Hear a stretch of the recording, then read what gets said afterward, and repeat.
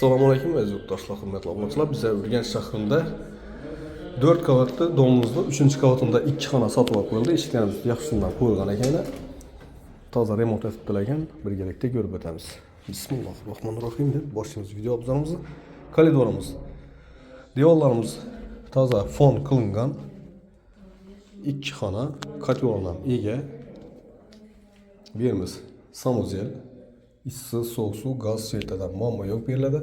Jo'rabek salonining temir gamburgning orqasindamiz. Yo'lga yaqin kotyolimiz yerda joylashgan. Yerimiz oshxona.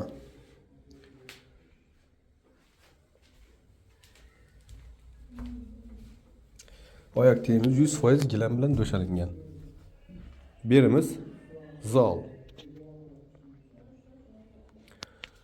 Bu yan tarafimizda bekli balkondan ega. Yandan bir oturadigan mesta qilib qo'yibdilar ekan.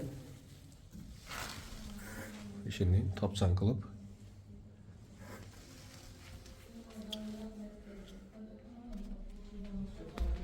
Devorimiz kafer qilingan ekan. Konditsioner ham qo'yilgan.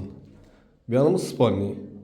Bahasına keladigan bo'lsak 330 million so'm. Yurtdoshlar ekrandagi nomerlarga chiqaverasizlar. Sog' omon bo'linglar, ishlaringiz omad.